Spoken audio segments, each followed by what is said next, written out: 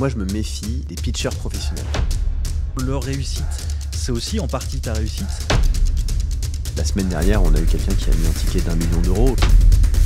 Avant de dire quelque chose comme il faut savoir quoi dire.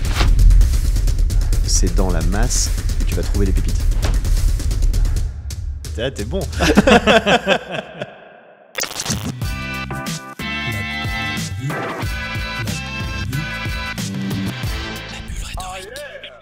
Bonjour à tous et bienvenue dans la Bulle Rhétorique, le podcast où on parle de la parole sous toutes ses formes. Aujourd'hui, je suis ravi d'accueillir Alexandre Lingue. Alexandre, bienvenue. Alors Alexandre, tu es donc cofondateur et CEO de Tudigo. Tu es aussi expert sur BFM Business. Tu es LinkedIn Top Voice. Tu fais partie du classement du Choiseul Finance. Est-ce que j'ai oublié quelque chose déjà dans tout ça ? Je suis marié et papa de 2 garçons, Jackson et Maverick, qui ont 3 et 5 ans. Félicitations. Voilà. Alors on leur fait coucou. Ils regardent un peu tes podcasts ? Ils regardent quand j'amène des jouets sur les interventions télé. Voilà. Ok. Ce que je fais de temps en temps pour leur justifier que je vais à la télé. Ok. Trop sympa. Sur BFM Business, tu veux dire, tu ramènes des jouets, des trucs comme ça ? Ouais, j'ai ramené ça une fois, mais ils me le demandent à chaque fois, du coup. Excellent. Trop bien. Déjà, une première chose, est-ce que tu peux nous raconter un peu ton parcours ? Qu'est-ce que tu as fait avant Tudigo ? Comment ça s'est lancé ? Et peut-être un peu où tu en es aujourd'hui ? Tudigo, c'est la deuxième boîte que je fais dans le domaine du financement participatif. Parce qu'en 2013, après avoir bossé en tant que consultant dans une boîte de conseiller en strat, j'ai eu l'idée de lancer une plateforme qui permettait de soutenir des projets autour de chez soi. Donc des commerces, des restaurants, en apportant 10, 20, 30, 50 euros en échange d'un plat, d'une invitation à l'inauguration.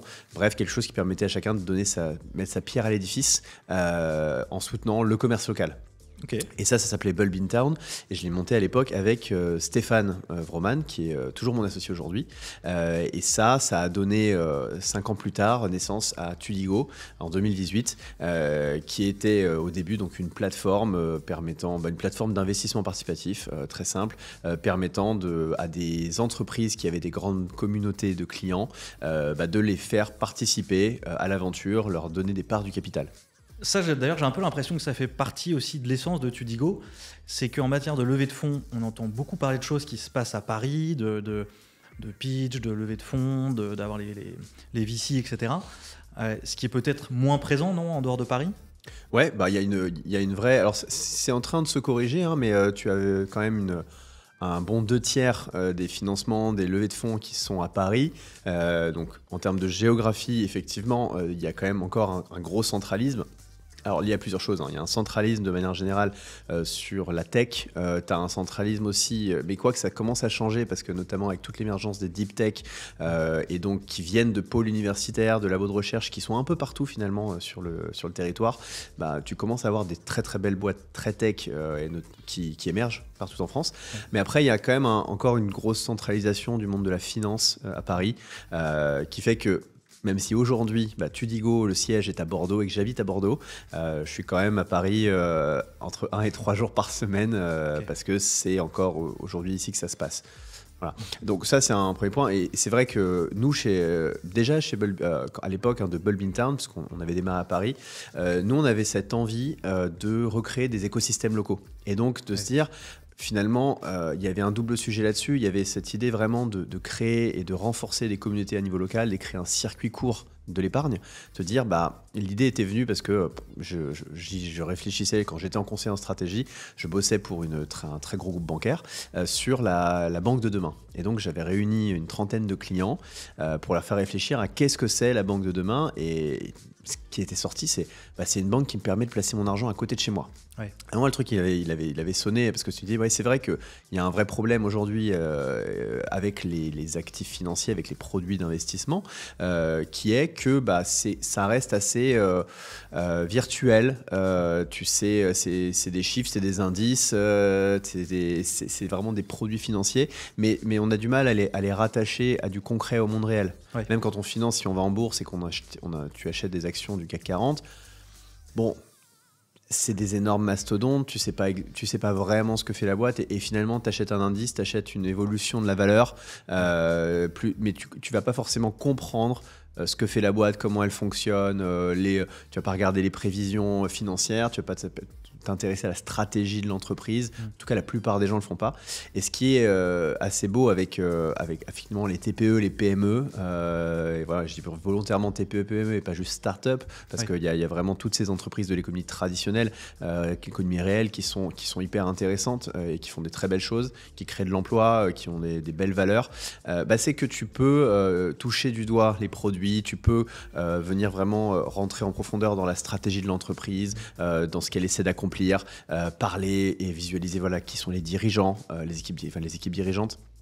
Et ça, je trouve que c'est quelque chose qui est vraiment intéressant à partir du moment où on crée un lien entre des particuliers, les consommateurs finaux et puis les entreprises du territoire. Oui, c'est ça. Il y a un côté presque plus tactile. On voit le produit dans lequel on investit, on voit les personnes dans lesquelles on investit. Ce qui fait qu'il y a une participation qui n'est pas que financière, qui est un investissement personnel, j'imagine aussi, de la part de ceux qui investissent. Ouais, l'idée, c'est vraiment de pouvoir, en fait, avec Tudigo, ce qu'on a souhaité faire. Initialement, c'était vraiment de donner des chances à tous ceux qui n'avaient pas l'accès directement au financement, qui n'étaient pas dans les bons canaux, qui n'avaient pas les bonnes introductions, et en créant un mode de financement qui était démocratique. Pourquoi je dis démocratique ? Parce qu'en fait, via Tudigo, une entreprise va s'adresser à une foule de personnes et qui vont finalement, pour certaines, décider que ça ne les intéresse pas, pour d'autres, oui. Là où dans le monde traditionnel du financement, tu vas avoir un banquier, tu vas avoir un fonds d'investissement, c'est un analyste, et finalement, c'est des gens qui ont un peu tous la même grille d'analyse, malheureusement, les mêmes peut-être préjugés aussi, qu'ils le veuillent ou non, ils ont l'habitude de financer les mêmes profils et donc ils ont besoin de retrouver les mêmes profils. Ce qui t'explique notamment que dans le monde des levées de fonds, les équipes purement féminines représentent à peine 4% des levées de fonds. Les équipes mixtes, 14%, et le reste, tu trouves que des équipes masculines. Tout ça, c'est parce qu'en fait, c'est pas tant du sexisme que je pense. Moi, je crois toujours dans le bon en fait des gens, mais c'est plus qu'en fait ils essayent de reconnaître et inconsciemment en fait tu vas te rattacher à quelque chose que tu as vu. Donc tu as vu que ce profil-là qui venait de telle école, tel milieu social, qui avait fait telle entreprise juste avant de conseil, a réussi. Donc tu vois la même équipe et tu dis c'est bon, c'est celle-là, c'est pareil. Et donc tu fais le parallèle.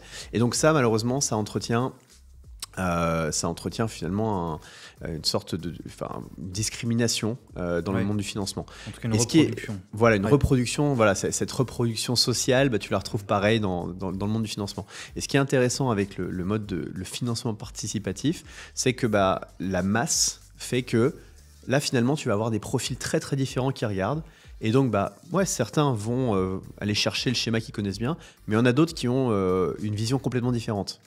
Et donc, tu vois, par exemple, un projet qu'on a financé de Gynécée, qui développe des maisons de santé pour les femmes, a réuni très très rapidement via Tudigo des investisseurs et en fait même des investisseuses, parce qu'ils avaient 75% des investisseurs qui étaient des femmes.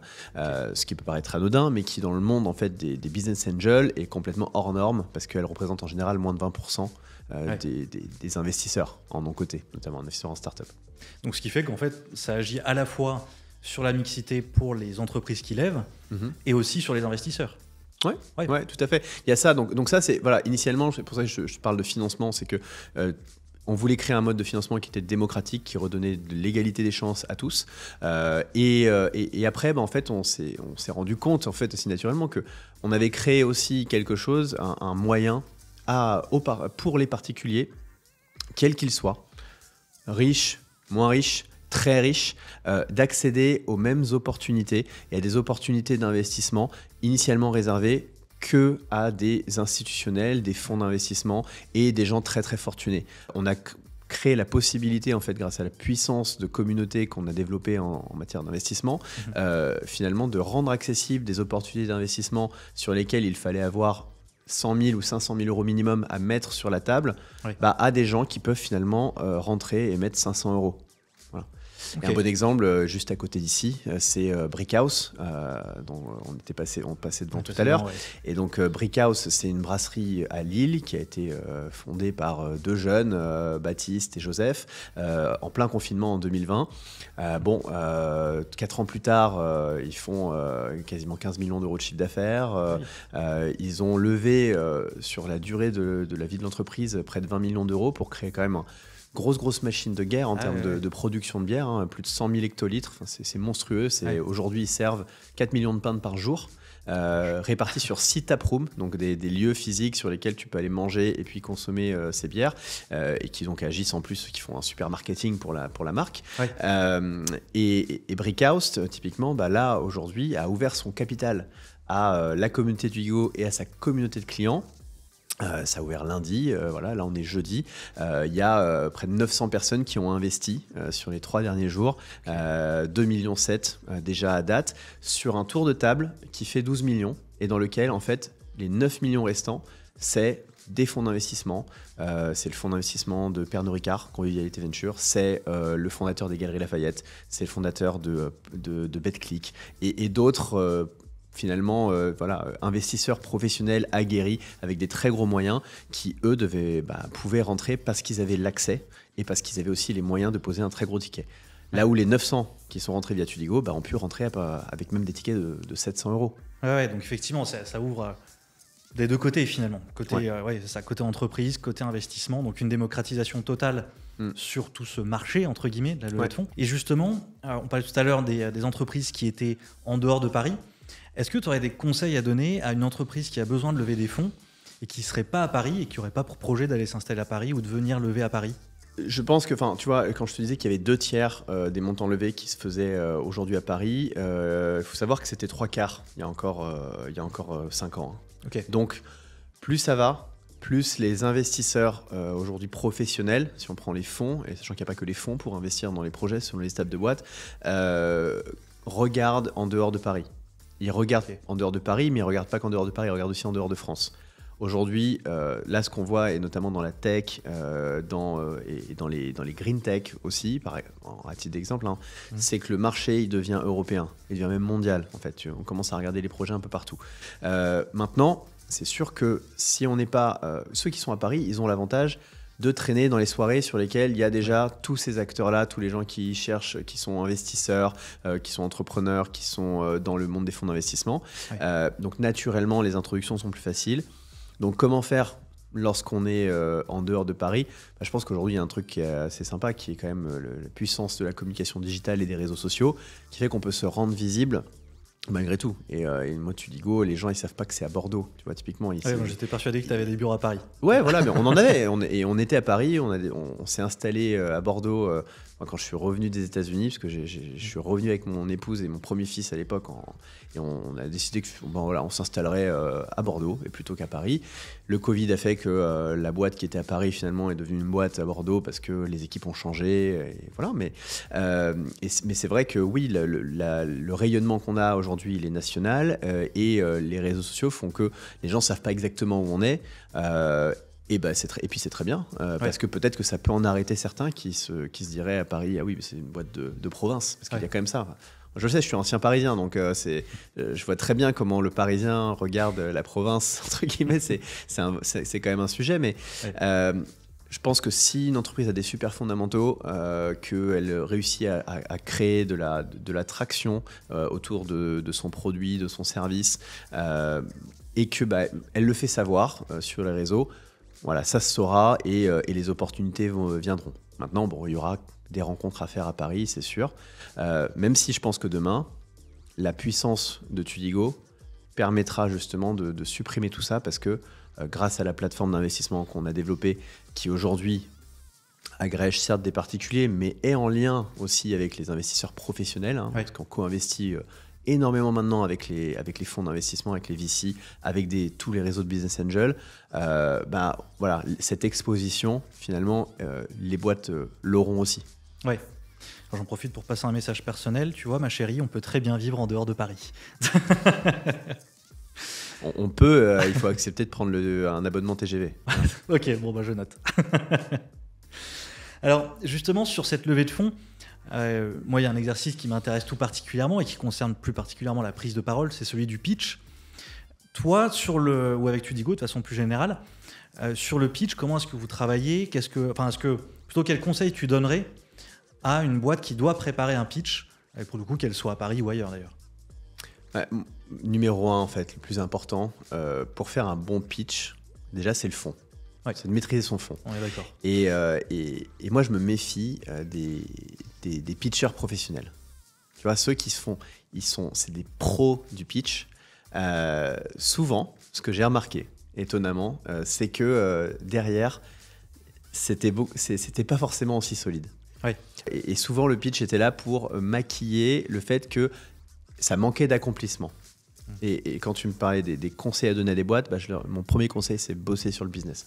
Moi, ce que j'aime en tant qu'investisseur aujourd'hui, et je pense que c'est exactement ce qui est en train de changer dans l'écosystème du financement, de l'innovation, de la tech, c'est les entrepreneurs qui sont vraiment au charbon, qui sont vraiment focalisés sur exécuter leur vision, aller chercher les clients, bien piloter l'entreprise, essayer de faire une boîte qui fait une croissance avec des bons fondamentaux de gestion, une croissance la plus rentable et donc pérenne possible. Et ça, déjà faire ça, c'est le plus important. Et pour faire ça, il faut connaître son business. Connaître son business, ça veut dire connaître ses clients, savoir pourquoi les clients achètent le produit, et puis connaître ces différentes métriques, combien me coûte le produit ou le service que je délivre, combien me coûte l'acquisition d'un client, combien ce client me rapporte. À partir du moment où un entrepreneur sait bien tout ça, le pitch, même s'il n'est pas tiré dans le bon ordre avec les jolies phrases, en fait, il va le délivrer très très bien parce qu'en fait, l'investisseur va sentir que là, en face de lui, il a vraiment une chef d'entreprise. Oui. Et pas un pitcher. Ouais, je comprends. Mais d'autant que ce truc du pitch, pour moi, il est intéressant pour mettre en valeur ce qu'on fait, mais dans tous les cas, après, il y a toujours les due diligence, des trucs comme ça. Et pas que, parce qu'en fait, le pitch, en fait, la réalité, c'est que oui, il faut travailler, et c'est valable en vente aussi, il faut travailler les 5, les 15, les 45 premières secondes. Ouais. 3 steps comme ça il faut accrocher à ces différentes étapes pour accrocher l'auditoire et que l'auditoire se dise ok, j'écoute. Ouais. C'est là que c'est important. Tu vois, c'est presque oui, ok.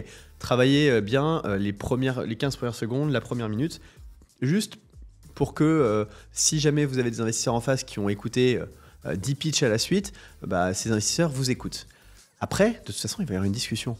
Donc un bon investisseur, vous allez discuter pendant, s'il creuse, vous allez discuter pendant 1 heure, peut-être 2 heures, et puis après il y aura des échanges de suivi avec des gens qui vont creuser en profondeur le dossier. Mais en tout cas, déjà, moi, quand je rencontre des investisseurs, ils pitchent 5 minutes, et puis ensuite, on échange. Ouais. Et c'est là que ou bien ils vont réussir à me convaincre, ou alors que le bas va blesser, quoi. Oui, c'est ça. De toute façon, si on met la poussière sous le tapis sur un pitch, de toute façon, ça ressort à un moment donné, effectivement. Ouais. Soit aux questions, soit au due deal, etc. Ça sert à rien de balancer des chiffres de dingue. On sait très bien que ça passe pas après. Et je vais te dire, plus le pitch est rodé, et plus je suis méfiant en tant qu'investisseur. Ouais. Donc plus je vais aller creuser et titiller. Donc si moi, ils me font toute une... Je vois, parce qu'un investisseur, il a l'habitude de voir les gens pitcher. Et donc je repère ceux qui ont été entraînés au pitch.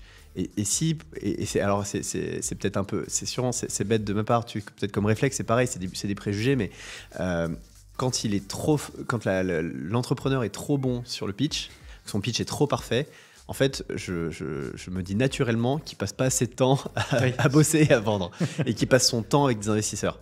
Ouais. Et ce que je veux, et ça dépend des étapes de développement, mais en général, si on est en amorçage, et encore même en série A, j'ai pas envie d'un entrepreneur qui passe son temps avec des investisseurs. J'ai envie d'un entrepreneur qui passe son temps avec des clients.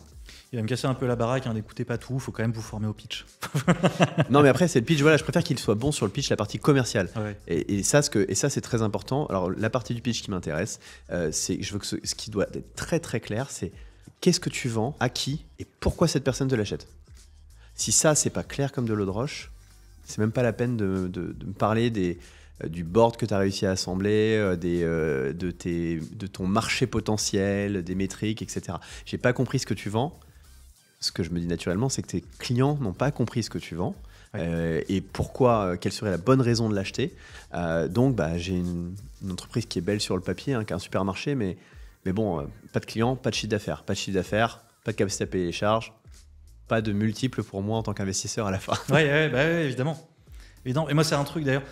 J'ai parfois des gens quand j'accompagne des clients, notamment sur du pitch, qui me demandent s'il y a une prime à la réussite ou s'il y a moyen de diviser le prix par 2 et quand ils ont levé, ils payent le truc et le reste, etc. Et en fait, c'est un truc que je fais jamais par principe pour une raison simple, c'est que la réussite, elle dépend pas totalement de mon travail. Moi, je les aide, mais derrière, je peux très bien aider quelqu'un. Moi, je trouve le produit intéressant, mais s'il n'y a pas ce qu'il faut derrière, c'est pas de ma faute, entre guillemets. Donc le pitch, c'est un outil, mais c'est absolument pas une fin en soi. Et c'est pas le pitch seul ne fera jamais la différence sur un investissement. S'il n'y a pas de fonds, s'il n'y a pas de chiffres, s'il n'y a pas de travail concret derrière, je suis entièrement d'accord avec toi. Il faut qu'il y ait ces éléments-là.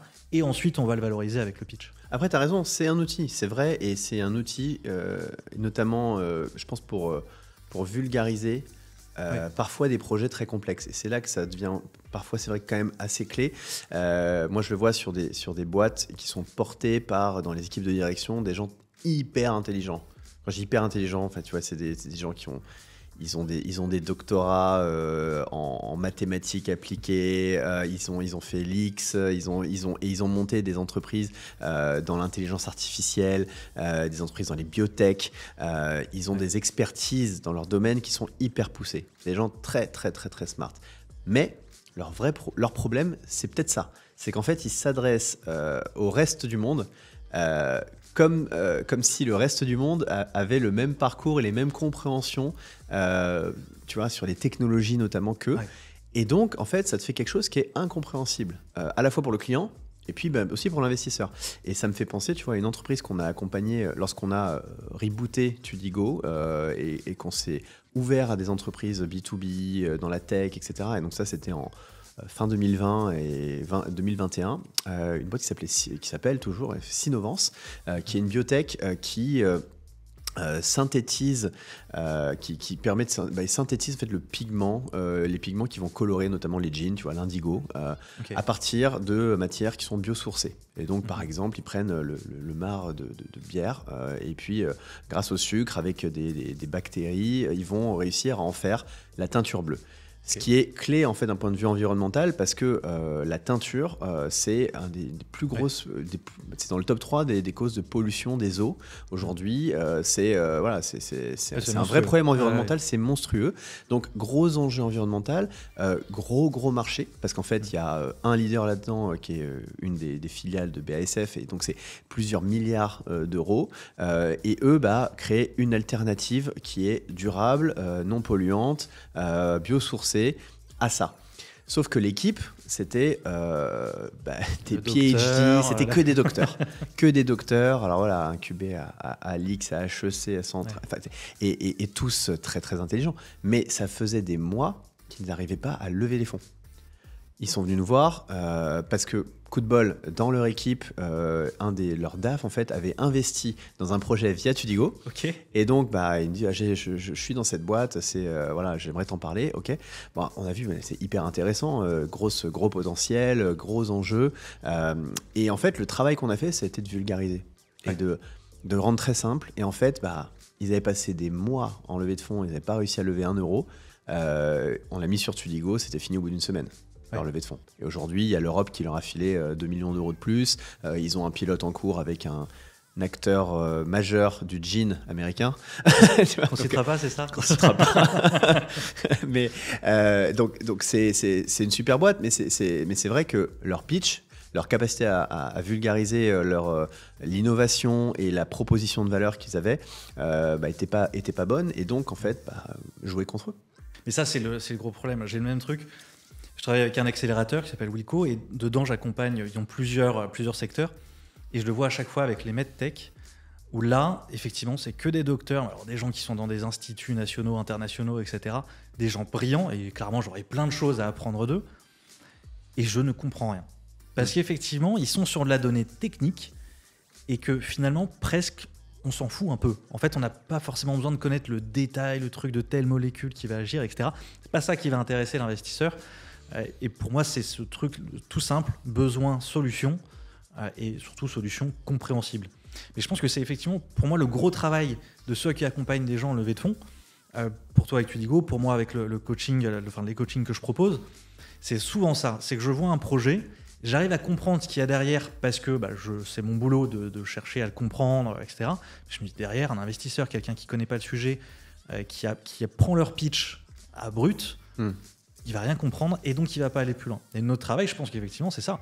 C'est de prendre cette matière brute qu'on a et de la sculpter pour la rendre compréhensible et accessible à tous. Ouais.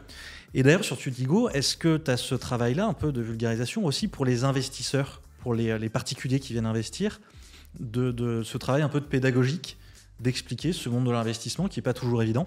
On essaye et on essaie de faire toujours plus. Et la raison, tu disais que je suis expert sur BFM Business. En fait, ce que je fais sur BFM Business tous les jeudis, j'anime une chronique qui s'appelle Le Coach sur le private equity. Donc en fait, je viens expliquer.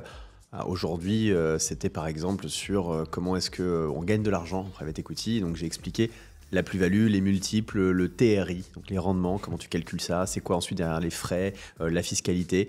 Et parce que l'investissement de mon côté, l'investissement start-up, le private equity, encore une fois, c'est une classe d'actifs qui est très dynamique. Sur les 10 dernières années, c'est la plus dynamique, 14,2% de TRI moyen sur 10 ans, là où le CAC 40 te fait autour de 10 et l'immobilier 5,6. Donc c'est dynamique, mais c'est une classe d'actifs qui n'était réservée qu'à des élites, qu'à des gens très fortunés, qu'à des investisseurs professionnels. Et donc, on se parle de moins d'1% de la population. Ouais. Concrètement. Donc la plupart des gens ne savaient pas ce que c'était et donc on a un vrai sujet qui est de comment est-ce qu'on explique ça et oui, il faut le vulgariser parce que c'est pas du tout aussi connu que l'investissement immobilier ou évidemment le livret A, l'assurance vie, qui commence à être connu. Et donc notre enjeu pour continuer d'aller dans ce mouvement et être la figure de proue de ce mouvement de démocratisation de l'investissement d'un côté et du private equity, c'est de le rendre accessible, simple. Et ce que je pense que les gens adorent chez Tudigo, en fait, c'est cette simplicité. C'est qu'on part de quelque chose qui est a priori complexe et puis on le rend le plus simple possible. C'est valable pour les projets qu'on présente, comment est-ce qu'on le vulgarise, comment est-ce que, même quand c'est complexe, on essaie de le ramener à quelque chose de très compréhensible par tous. Et puis dans le processus d'investissement et dans l'explication de ce que c'est, malgré le fait qu'en fait, il y a plein de trucs complexes qu'on met en place derrière. Parce que nous, on a l'équipe juridique financière, ils sont hyper pointus et on travaille tout. On a des pactes d'actionnaires qui font des dizaines de pages, mais qu'on essaie de rendre simple, accessible et résumé sur une page, parce qu'il n'y a que ça qui finalement, tout ce qui va intéresser l'investisseur va tenir sur pas grand-chose, à l'investisseur qui n'a jamais investi. Même si, pour celui qui est aguerri, tu vois, la semaine dernière, on a eu quelqu'un qui a mis un ticket d'1 million d'euros aussi sur une opération. Donc, on a de l'investisseur qui met on a des investisseurs très aguerris, très fortunés aussi, que tous puissent y retrouver ce qu'ils cherchent. Et donc, c'est là qu'on a la complexité de notre boulot, c'est de pouvoir à la fois adresser celui qui ne connaît rien et donner toutes les réponses à celui qui est très, très aguerri. Et pour ça, on en revient au fond. Il faut, au fond, avoir sélectionné et configurer des opportunités d'investissement qui en fait sont d'une super qualité. Et c'est comme ça que tu vas pouvoir effectivement toucher tout le monde. Voilà. Et c'est valable pour le pitch aussi. Parce que tu peux faire un super beau pitch. L'investisseur, si tu as en face de toi quelqu'un qui connaît très très bien les choses, il va savoir où sont les failles. Donc le meilleur moyen de réussir, c'est de ne pas avoir de failles. Oui, toujours. Ensuite, sur justement les projets que tu accompagnes avec Tudigo, comment est-ce que tu les sélectionnes? Est-ce que c'est des gens qui viennent pitcher? Est-ce que c'est sur dossier? Est-ce que c'est toi qui vas les chercher ou est-ce que c'est eux qui candidatent? Est-ce que tu peux me dire un peu tout ça? Tout, mon capitaine. Comment? Tout ça, tout. Tout? Ok. Tout. Non, on reçoit un petit millier de dossiers tous les mois chez Tudigo. Okay.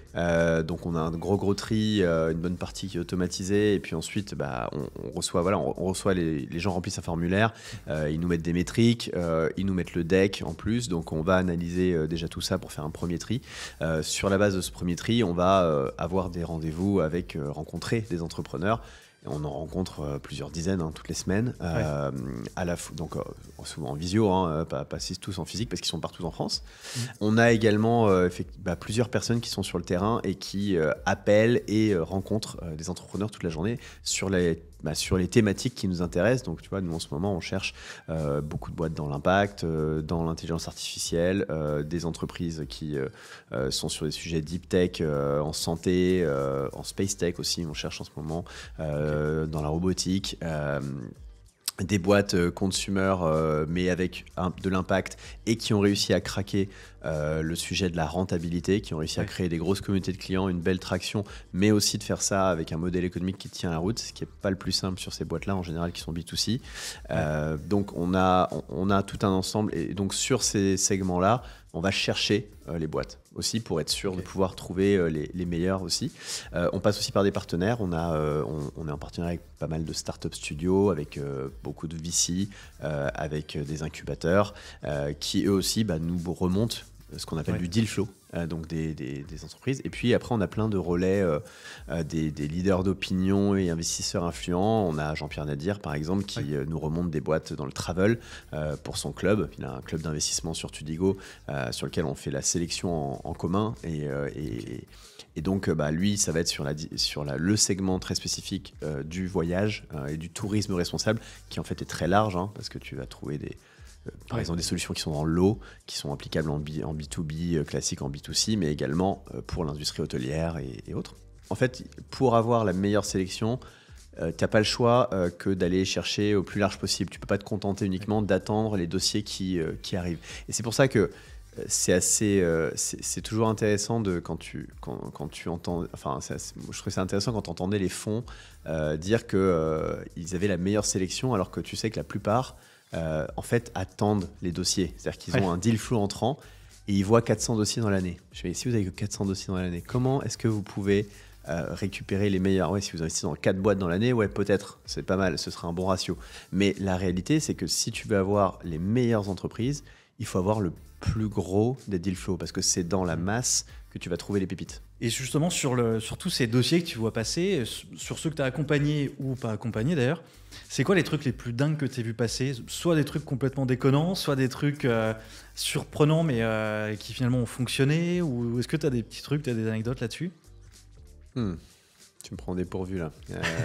Surprenant, il y en a beaucoup, parce qu'on a toujours des idées qui sont assez saugrenues, mais on reçoit beaucoup on a reçu toute une vague à un moment de dossiers sur des réseaux sociaux, des gens qui veulent créer des réseaux sociaux. On a eu le droit à des réseaux sociaux libertins, par exemple. Ok. Marrant. Tu l'as accompagné ou pas? Non. Même pas en tant que client? Non, pas touché. C'est casse-gueule. Et puis, c'est casse-gueule parce qu'il y a beaucoup de sujets. Après, tu as des sujets comme ça, casse-gueule, qui sont potentiellement très juteux, mais c'est pas nous notre thèse. Parce qu'on est.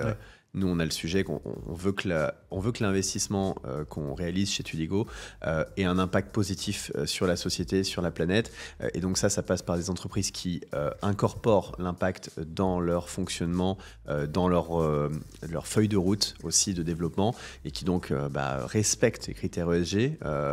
Voilà. Et puis après, ça passe par des entreprises qui, pour le coup, dont la mission même est la transition et d'aller accélérer la transition environnementale, qui ont la mission sociale au cœur, qui sont des sociétés à mission, et donc naturellement, on va pas il y a certains dossiers qu'on va pas financer. Après, on a toujours des entrepreneurs qui malgré le fait qu'ils n'ont pas un euro de chiffre d'affaires, ont un très très beau pitch, un très très beau deck, et puis veulent lever 1 million, 1 ou 2 millions avec une valo de 10. En précide. En précide, parfois, c'est même pas précide, c'est pire. C'est qu'on voit encore des entreprises qui ont réussi à lever, et ça fait 3 ans, 4 ans qu'elles lèvent des fonds tout le temps, et elles ont levé plusieurs centaines, voire millions d'euros, et qui cherchent encore. Du coup, je comprends pas, vous cherchez 1 million, mais ça fait juste 4 ans que vous levez des fonds. Il y a peut-être un problème, non? Oui, mais c'est parce que là, on va lancer. Il y avait marqué quoi sur vos decks précédents? Je suis à peu près sûr que dans vos decks précédents, là, à l'heure qu'il est, vous êtes censé faire déjà 10 millions de chiffre d'affaires. Et là, vous n'en faites pas 100. Donc, voilà, c'est des. Et ce genre de deck, t'en vois encore qui arrive à lever, parce que j'ai l'impression qu'il y a quelques temps, ça pouvait peut-être marcher encore un peu, mais qu'il y a quand même eu quelques scandales, notamment aux États-Unis, etc., qui ont un peu levé le pied sur tous ces trucs-là, non ? Il y en a de moins en moins. Là, tu vois, on a Gabriel chez nous là, qui a fait une étude des levées de fonds du premier trimestre 2024 par rapport au montant levé, investi au premier trimestre 2023. On a perdu 1 milliard. On est passé de 2,7 à 1,7 milliard. Et en nombre d'opérations, on est passé de 400 opérations sur le premier trimestre 2023 à 150 opérations au premier trimestre 2024. Qu'est-ce que ça veut dire ? Il y a ce qu'on appelle un phénomène qui s'appelle le flight to quality. Ça, c'est la fuite vers la qualité. Les investisseurs se focalisent sur des entreprises maintenant plus sûres. Donc ça, c'est un peu fini en fait. Donc il y a deux trucs qui sont en tout cas temporairement finis. Je dis temporairement parce que la nature humaine a tendance à refaire les mêmes conneries. S'il y a suffisamment de temps qui se passe entre les deux. S'il y a suffisamment de temps qui se passe après la douleur. Ouais, je comprends. Mais les investisseurs professionnels, c'est vrai en plus, parce qu'ils avaient fait la connerie déjà en 2000, ils l'ont refait là en 2021, 2020-2021. Les taux d'intérêt étaient hyper bas, ils ont eu plein d'argent, donc les fonds, tous les investisseurs, en fait, l'argent affluait. Ouais. Et donc, ils cherchaient des cibles d'investissement parce qu'il fallait le déployer. Et donc, naturellement, tu as pas mal de boîtes qui ont bénéficié d'investissements par des investisseurs de tout type sur des valos complètement délirantes en multiples de leur chiffre d'affaires. Ouais. Là, aujourd'hui, qu'est-ce qu'on a ? Là, les investisseurs reviennent à des multiples d'EBITDA, des multiples de rentabilité. Ouais. Donc, ça veut dire quoi ? Finalement, ça veut dire qu'avant, le message, c'était si tu fais ou tu vas faire beaucoup de chiffre d'affaires, ça suffit. Donc, avec la promesse d'une croissance exponentielle, tu peux lever des fonds. Aujourd'hui, on te dit, OK, fais de la croissance, il faut que ce soit dynamique, on veut de la croissance, mais en revanche, on veut surtout que tu puisses dégager de l'argent. Ouais. Et donc ça, naturellement, les dossiers qui n'ont pas un rond de chiffre d'affaires ou qui, pour le coup, crament beaucoup plus que ce qu'ils génèrent en revenus, ont beaucoup plus de mal à trouver des investisseurs. Et à l'inverse, celles qui pilotent bien, travaillent plus comme des PME que comme des startups, pour le coup, trouvent des investisseurs. Et tu vois, justement, on en parlait un petit peu avant de tourner. Là, on est chez Podspace, où justement, ils se sont lancés il y a même pas un an, je crois. Ça se développe super vite. Pour le coup, ils n'ont jamais levé. Ils ont toujours fonctionné avec leur rentabilité. Ils sont en croissance comme ça. Et peut-être que demain, ils vont chercher à lever des fonds. Si c'est le cas, pour le coup, en fait, c'est plus des boîtes comme ça qui ont déjà bien lancé le truc. Le marché est trouvé. Il y a déjà une forte rentabilité qui leur permet d'engranger une croissance. Simplement, ils vont lever des fonds pour accélérer cette croissance. En fait, c'est beaucoup plus des dossiers comme ça. C'est la raison pour laquelle tu devrais lever des fonds de manière générale. Ouais. Sauf projet qui nécessite des investissements importants au démarrage pour exister tout court. Parce que, et c'est vrai, dans le monde des deep tech notamment, tu prends le quantique. Dans le quantique, il n'y a pas encore de clients. Il y a des clients pilotes éventuellement, mais la technologie n'est pas encore aboutie. Donc, il y a plusieurs startups qui sont dans cette course à la fabrication, à la production du premier ordinateur quantique. Ouais. C'est des dizaines de millions d'euros qu'il faut injecter pour y arriver, en recherche et développement. Ouais. Donc, dans certains cas, ça se justifie. En medtech aussi, tu vas avoir le cas. Partout ailleurs, je suis désolé, mais non. Ouais. En fait, c'est pas justifiable. Parfois, tu dois avoir un peu de marketing pour pousser au début, mais c'est des petites sommes et il faut rapidement en fait faire des tests pour démontrer la capacité. Il faut arriver à trouver justement ce product market fit et puis la bonne stratégie qui permet d'avoir de la croissance. Si tu es sur une stratégie d'acquisition digitale, par exemple en marketing, il faut réussir à trouver le coût d'acquisition et arriver sur différentes tailles de budget à faire croître en fait ton nombre de clients grâce au levier publicitaire pour finalement décider de mettre plusieurs centaines de milliers d'euros typiquement en marketing. Ouais. Celles qui arrivent avant d'avoir fait ça en disant voilà, il va nous falloir 300 000 euros en marketing sur leur plan à 1 million d'euros pour embaucher quelqu'un en marketing et faire de la pub. Moi, je leur pose la question, ah ouais, d'accord, combien vous dépensez en pub aujourd'hui ? C'est quoi votre coût d'acquisition ? C'est quoi votre ROAS ? C'est quoi la LTV ? C'est quoi votre repeat ? Combien vous gagnez du coup à chaque fois que vous acquérez un client ? Ah, on sait pas encore. Reviens. Reviens, je suis désolé. Et puis même si je te le donne, s'il te plaît, le dépense pas, parce qu'en fait, là, c'est sûr que ça va à la poubelle. Ouais. Et c'est vrai, c'est ce qui s'était passé avant, c'est qu'en fait, les boîtes levaient avec. On va lever pour faire du marketing. Pour faire du marketing. Vous en êtes où en fait aujourd'hui? Non, tu lèves pour accélérer et passer de X à X clients. Et voilà pourquoi, voilà comment. Et le pourquoi, le comment, c'est sur la base de métriques que tu as déjà testées. Combien de clients arrivent à convertir un commercial tous les mois? Donc avec tant de commerciaux, je vais faire tant de clients. Combien me coûte en pub un client? Avec tant d'euros, je vais sortir tant de clients. Je te propose de passer à un exercice, l'exercice habituel de la question de rapidité, ou des questions de rapidité d'ailleurs. Donc je te rappelle les règles, donc je vais mettre un chrono qui va durer 1 minute. Et tu auras 1 minute pour répondre à un maximum de questions. Donc, c'est des réponses courtes.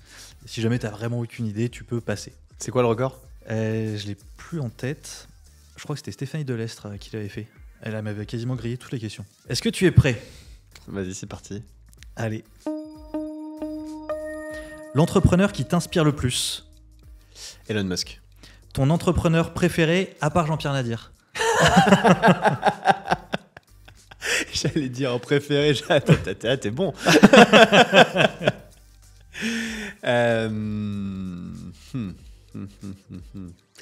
Sur le territoire France, là tu m'as mis une colle. Passer suivant. Ça marche. Le livre que tu as le plus lu ou le plus offert? En entrepreneuriat, The Hard Thing About the Hard Things, qui est une... Mais j'expliquerai après. Ça me grille du temps. Le métier que tu aurais aimé faire si tu faisais pas celui-ci? Astronaute ou président? Ok. Le pire conseil qu'on t'ait donné? D'y aller mollo. Ok. La question que tu te poses le plus souvent? Est-ce que je vais pas...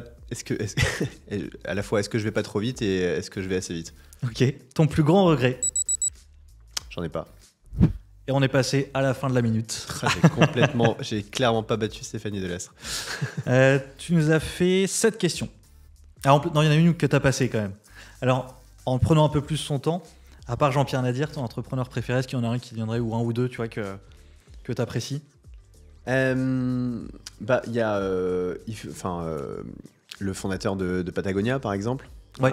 Que je trouve hyper intéressant, inspirant, parce qu'en fait il a mis au cœur de l'entreprise, de sa mission, son engagement et l'impact pour la planète. Donc moi je trouvais que c'était...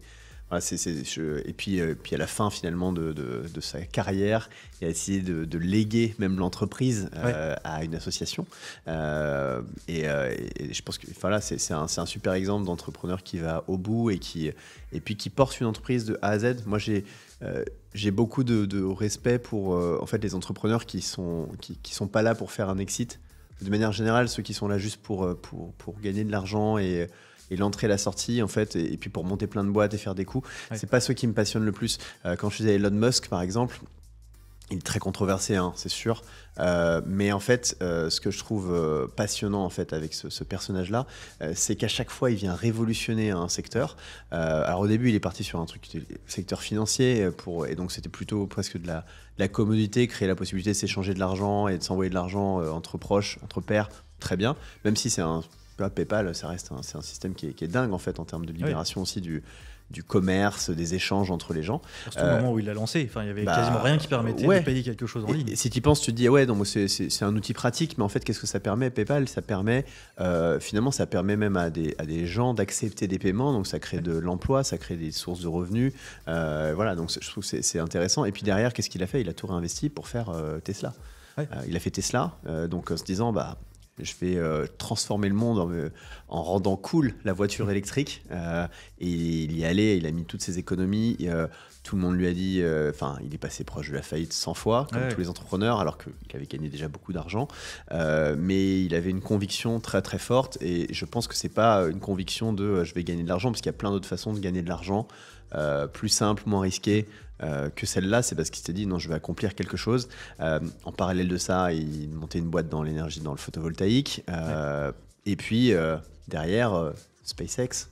Incroyable. Voilà, tu vois. Donc il part à l'assaut de problèmes, de thématiques qui sont juste que personne n'oserait venir révolutionner. Et moi, ça m'inspire beaucoup parce que je pense que, tu vois, je suis pas avec Tudigo, j'ai pas cette idée de je le fais, je la vends et puis après je vais remonter un truc super. Non, moi je pense qu'en fait, ce qui me passionne avec Tudigo, c'est cette capacité de l'entreprise, de ce qu'on crée là, de venir révolutionner complètement le monde de l'investissement, le monde du private equity. Et le monde du private equity, pourquoi je trouve ça intéressant à révolutionner, c'est parce que, en fait, c'est le début de toutes les entreprises. Ouais. Avant d'aller en bourse, avant d'être coté, avant d'être financé par les grandes banques, ça commence l'innovation, la création, elle commence avec l'investissement non coté, avec le private equity.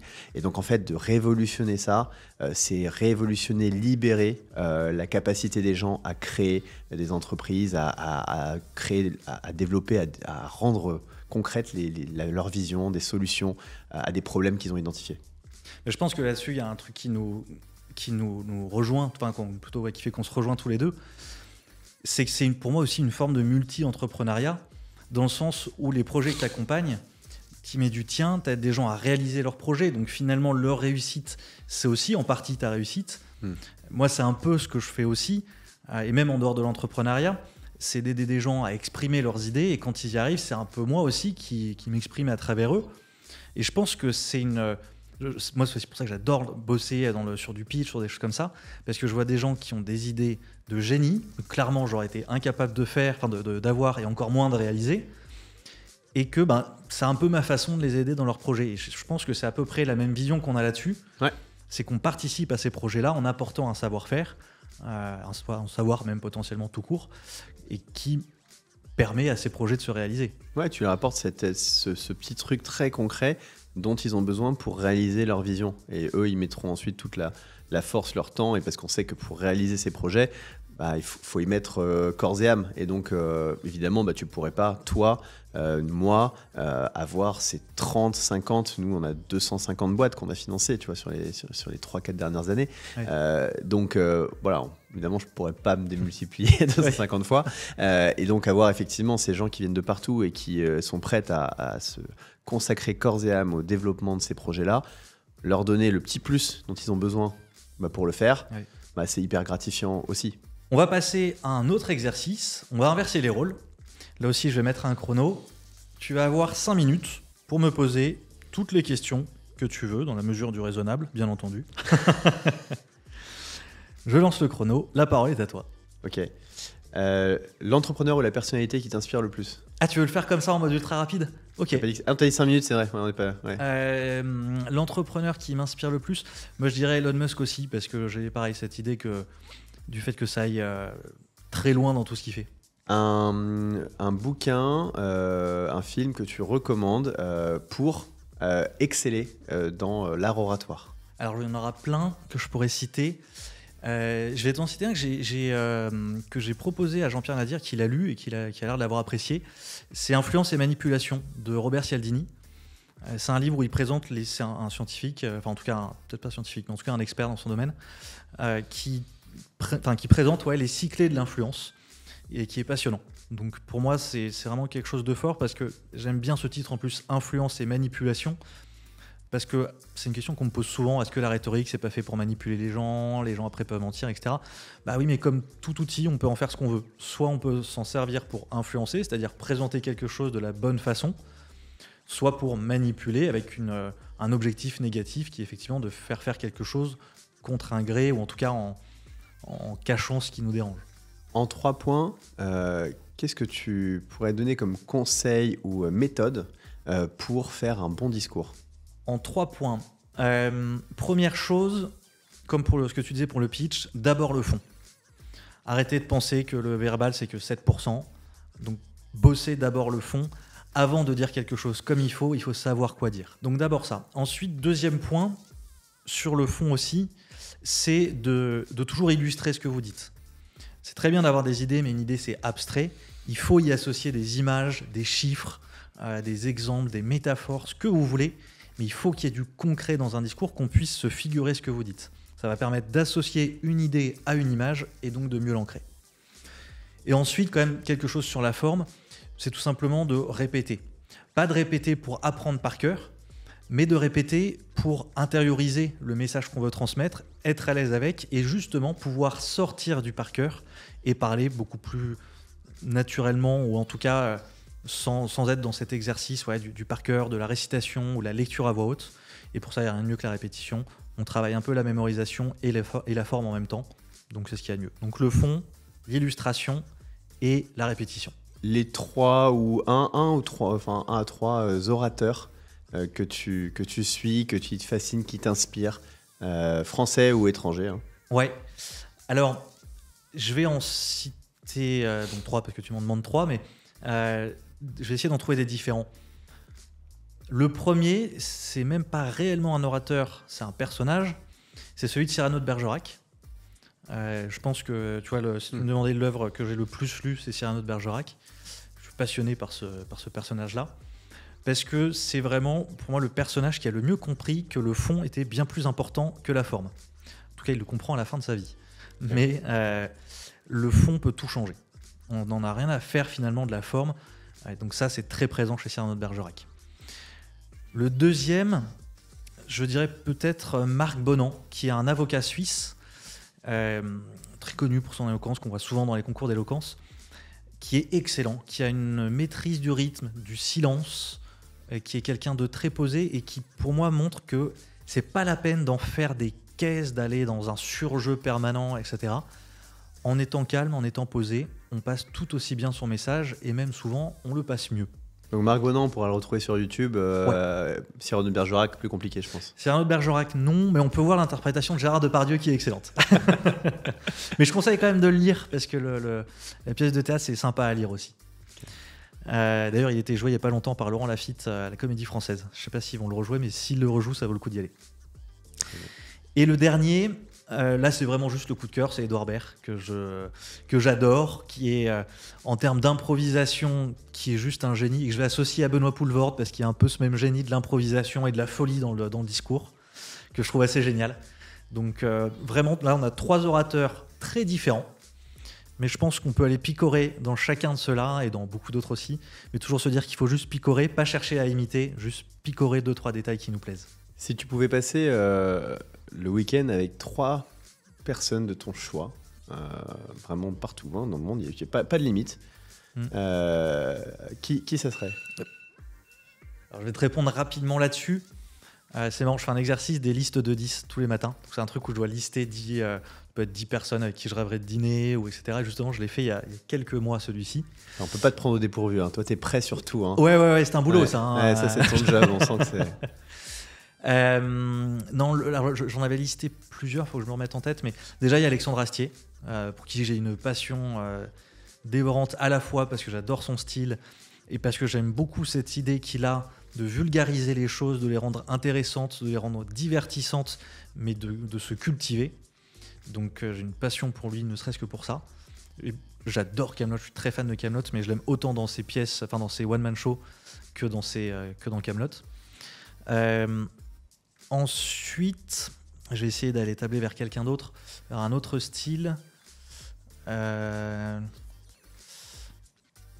Musk, je pense que ça me plairait beaucoup quand même.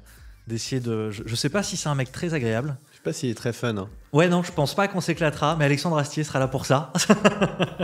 Alexandre Astier nous fera marrer. Et non, mais je pense que d'essayer de discuter avec ce gars, je pense que quoi qu'il arrive, ne serait-ce que 5 minutes avec ce gars, à mon avis, on en repart avec quelque chose d'intéressant. Donc ça me plairait bien. Et une dernière personne, je vais aller plus sur du privé, mais c'est une réponse que j'avais déjà donnée d'ailleurs, je crois, à Stéphanie Delestre. Là, c'est plutôt sur du fantastique, mais avec ma grand-mère, qui était une personne passionnante, attendrissante, avec une histoire absolument dingue, une vie absolument dingue. Donc ouais, j'irai vers ma grand-mère. Et voilà, ta grand-mère, Elon Musk, et puis voilà. Astier. Ça fait plein de personnalités différentes. Je sais pas du tout l'ambiance qu'il y aura à ce dîner, mais il y a moyen que ça soit sympa. On va bientôt arriver à la fin. Je te propose une dernière question. Si je devais... Enfin plutôt, est-ce qu'il y a une question qu'on ne t'a jamais posée et que tu aimerais qu'on te pose ? Alors, je sais pas si j'aimerais qu'on me la pose parce que j'ai pas préparé toute la réponse. Comme toi. Un petit peu d'impro, ça fera du bien. Mais non, tu vois, je vois pas mal passer. On a parlé beaucoup ces dernières années de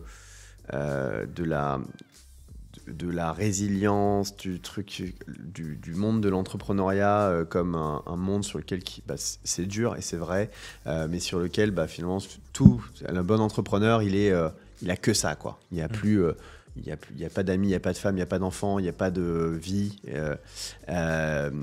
je pense qu'on ne parle pas assez de la nécessité, aujourd'hui, tu vois, de la nécessité de créer un vrai équilibre et de s'occuper vraiment de sa santé mentale, physique. Lorsqu'on est entrepreneur et de manière générale, en fait, lorsqu'on est quelqu'un qui est dans la performance. Ouais. Pour des athlètes de haut niveau, c'est valable pour des personnalités qui vont aller atteindre le top de leur catégorie. On n'en parle pas assez. Voilà, je pense que et quelle est quelle vision aujourd'hui. Moi, j'ai de la question après plus de 10 ans en tant qu'entrepreneur finalement, et après avoir vu des centaines d'entrepreneurs, pour certains réussir, pour d'autres échouer.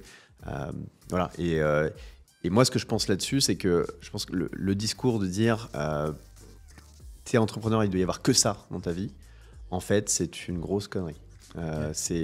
C'est vrai, être entrepreneur, ça demande d'être obsessionnel sur une grosse partie de son temps. Mais en fait, on n'est jamais meilleur sur la durée, parce qu'en fait, la réalité, c'est que pour réussir, les meilleures boîtes, elles prennent des années, parfois même des dizaines d'années. Quand tu regardes les entreprises qui... là, sont à des stades vraiment où tu dis ouais, ça c'est vraiment une réussite. En fait, la réussite, elle a mis 10 ans à arriver. Elle a mis 10 ans à arriver, et nous on le voit, tu vois, avec Tudigo, c'est que finalement on me dit ouais, ça cartonne, machin. Ouais, ok, ça cartonne visiblement depuis 3 ans. Mais avant, c'était une cata, c'était dur. C'était juste très très dur. Et étonnamment, ça cartonne depuis que on a remis de l'équilibre aussi. Parce qu'en fait, cette recherche de l'équilibre, elle vient pas seule, elle vient avec en fait la recherche de sens. Et à partir du moment où on trouve le sens et où on a un vrai équilibre, c'est pas l'équilibre vie pro perso, je pars à 18h et puis machin, je parle pas de ça. Mais je parle de remettre vraiment du sens dans toutes les parties de sa vie. Ça t'amène à être beaucoup plus focus. Et moi, j'en vois des entrepreneurs qui sont dispersés au possible, ils bossent tout le temps. Et moi, je l'étais comme ça aussi avant, je me dispersais sur 1000 choses. En fait, à partir du moment où tu sais exactement ce que tu veux dans la vie, tu peux visualiser à quoi ressemble en fait cette entreprise. Et quand tu la visualises, là d'un coup, tu vas savoir comment y arriver. Et je pense pas que tu puisses, finalement, tu visualiseras une entreprise qui te rend malheureux partout ailleurs. Ouais. Une entreprise dans laquelle tu finis divorcé et dans tes gamins ne te connaissent pas. Ouais. Tu vois, une entreprise qui fait que tu t'es arraché complètement la santé et tu es tout le temps malade, faible, et, tu vois, parce que tu prends pas le temps de manger, de faire du sport, et tu es en burn-out permanent. Et donc je pense que ça, c'est quelque chose dont on devrait beaucoup plus parler, et l'importance pour des entrepreneurs, l'importance pour des top performeurs, et même dans l'organisation, dans ces startups en hypercroissance, de s'occuper, d'avoir un coach sur la partie mentale pour pouvoir décharger régulièrement, pour pouvoir effectivement réfléchir sur... ce qui va pas, comment est-ce que je peux faire mieux, aller mieux, de prendre du temps si tu as une famille pour voir tes enfants, passer du temps avec, pour faire du sport, parce que un esprit sain dans un corps sain, tu vois, au final, c'est vraiment, c'est vrai. Moi, je le vois, je suis non-stop. En fait, pour être non-stop, être tout le temps à des hauts niveaux d'énergie, il faut faire du sport en fait. Donc, faut, pendant la phase où tu aurais du temps mort, faut pouvoir pas juste être devant la télé. Il faut pouvoir aller, il faut effectivement aller faire de l'activité physique. Et donc en fait, ça, faut réussir à l'intégrer dans son emploi du temps. Et donc créer un équilibre dans un agenda qui effectivement a vite tendance à se faire déborder. Ouais, mais moi, pour le sport, je suis entièrement d'accord. Moi, j'ai vu le changement quand je me suis mis au sport sur l'énergie que j'avais le reste du temps. Et en fait, on parle d'investissement, c'est un investissement en énergie. qui permet après d'avoir beaucoup plus d'énergie. Donc en temps et en énergie, mais finalement beaucoup plus productif après. Et je rejoins aussi le propos général. Et c'est marrant, c'est un sujet dont on a un peu parlé avec Aram Attar, qui est un des coachs de qui veut être mon associé. L'épisode n'a pas encore été diffusé, ou il vient d'être diffusé quand vous le regardez, je ne sais pas encore quand ça sera diffusé, mais il parle beaucoup de ça. C'est un domaine sur lequel il travaille beaucoup aussi maintenant, c'est sur accompagner les entrepreneurs à avoir un business au service de leur vie, c'est-à-dire de se dire que le business est un élément de leur vie, mais que c'est important d'avoir tout et pour que les deux se servent mutuellement, l'entrepreneur et l'entreprise. Donc je comprends totalement ce que tu dis. Yes. On va arriver à la fin du podcast. Est-ce que tu veux peut-être dire un dernier mot ou est-ce que tu as quelque chose à rajouter ? Si cet épisode vous a plu, abonnez-vous à la chaîne de Jean-Corentin. et puis également, n'hésitez pas à venir découvrir Tudigo si vous ne connaissez pas encore. On a vraiment à cœur de démocratiser l'investissement de mon côté, le private equity, et d'apprendre à un maximum de gens ce que ça veut dire, comment analyser, comprendre comprendre l'investissement en start-up, en PME, analyser les boîtes et puis élaborer la stratégie d'investissement qui vous ressemble. Parce que je pense que c'est un monde merveilleux à découvrir, qui n'est pas juste un monde d'investissement financier, qui est un monde qui permet en fait de réconcilier l'argent, l'investissement et le sens, qui permet de participer à des aventures entrepreneuriales qui sont incroyables et à plein d'aventures en effet, ouais. Tu vois, et donc de vivre l'entrepreneuriat grâce en fait à son argent, à l'argent qu'on va investir, et puis comme on a essayé vraiment de faire quelque chose de simple et accessible à tous, venez l'essayer et puis faites-nous des feedbacks, voilà. Et donc pour te retrouver sur LinkedIn, pareil pour Tudigo d'ailleurs, il y a le compte LinkedIn. Ouais, Alexandre Lingue, vous me retrouvez sur LinkedIn. Et puis après, vous pouvez aller chercher donc Tudigo, tudigo.co, le site, pour avancer dans cette... si vous voulez en savoir plus sur l'investissement de mon côté, le private equity. Parfait. Dans tous les cas, je vous mettrai tous les liens dans la description. Comme ça, on pourra tout retrouver facilement. Éventuellement, toute dernière question très rapide. Est-ce que tu aurais une idée d'invité ou quelqu'un, une passe décisive à un invité qui pourrait venir ici ? Mais je pense que tu en as déjà reçu plusieurs. Tu as déjà eu Benjamin Chemla ? Non. Je pense qu'il est intéressant, il est très inspirant aussi. Ça marche, je note. Merci beaucoup. Quant à vous, écoutez, n'hésitez pas à commenter, nous dire ce que vous avez pensé de cet épisode. Vous pouvez aussi nous poser des questions, soit sous l'épisode, soit sur nos comptes LinkedIn respectifs. Et puis comme d'habitude, si cet épisode vous a plu, pensez bien à ne pas vous abonner. Moi je dis toujours ça, comme ça vous êtes sûr de louper les prochains épisodes. Merci beaucoup à tous et à la prochaine. Ciao!